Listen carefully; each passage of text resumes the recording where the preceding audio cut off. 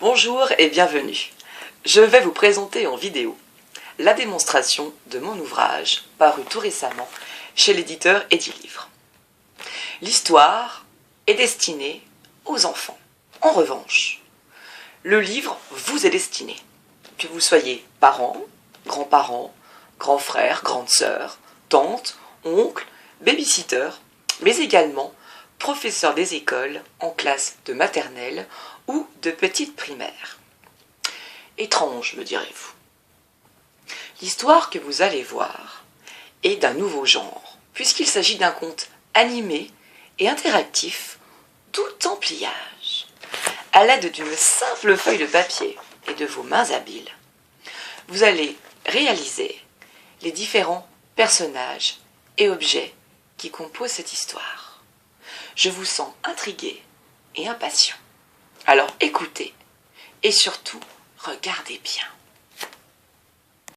C'est l'histoire d'un petit roi qui vivait dans une contrée très reculée et qui s'aperçut avec stupeur un beau matin que sa couronne avait disparu. Il chercha dans tout le château, mais ne la trouva pas. Il décida donc de partir enquêter auprès des animaux qui habitaient non loin de là. Il rendit tout d'abord visite à Canaille, le canard. Canaille était en train de nager sur son petit étang. Le roi lui dit « Bonjour Canaille, dis-moi, je suis totalement désemparé.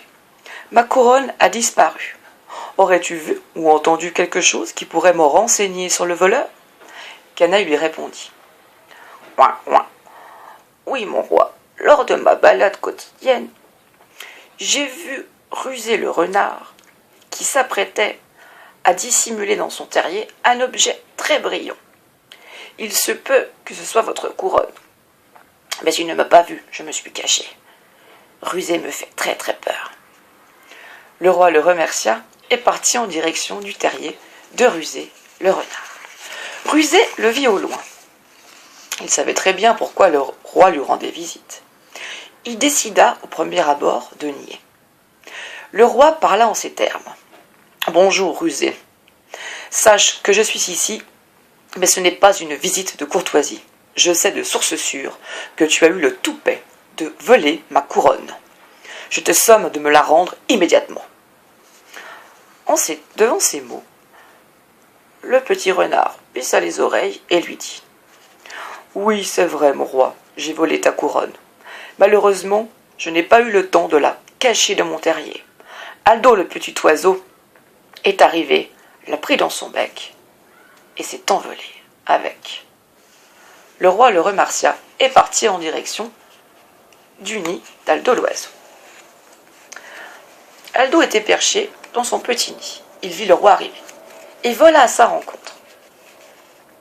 Le roi lui dit « Bonjour Aldo, je te prie de bien vouloir me rendre immédiatement la couronne que tu as pris à Rusé et qui me l'a lui-même dérobée. » Le petit oiseau lui dit « J'aimerais bien, mon roi. Malheureusement, ta couronne était très très lourde. Elle est tombée dans le poulailler de Dame Poulette. Elle a tellement mauvais caractère que je n'ai pas osé aller la récupérer. » Le roi prit congé et partit en direction du poulailler. Il était un petit peu désappointé parce que Dame Poulette est une poule qui a très très très mauvais caractère. Elle déteste être dérangée. Il arriva devant chez Dame Poulette qui était en train de nettoyer devant sa porte. Dame Poulette lui dit « Qu'est-ce que vous faites ici? Vous n'avez pas honte de déranger les personnes en plein travail ?» Le roi lui répondit « Bonjour Dame Poulette, excusez-moi de vous déranger en plein labeur. Malheureusement, j'ai appris que ma couronne était tombée par inadvertance en votre demeure. Serait-il possible que vous me la rendiez ?»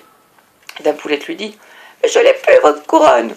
Tout à l'heure, il y a eu une grosse bourrasque de vent, et elle s'est envolée sur la mer. Maintenant, décarpissez !»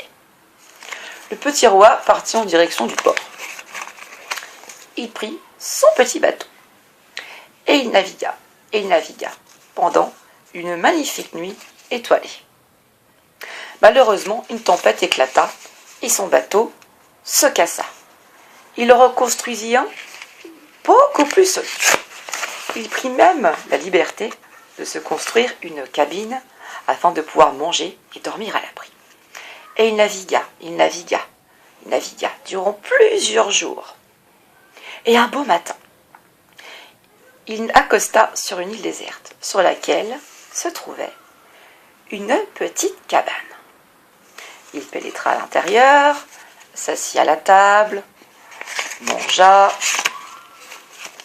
se reposa un petit peu, mais il aperçut une boîte qui l'intriguait. Il se rendit à côté de la boîte, l'ouvrit délicatement. Que pensez-vous qu'il y a à l'intérieur? Un bonbon? Un Kinder Surprise? Non, à l'intérieur de la boîte se trouvait sa couronne.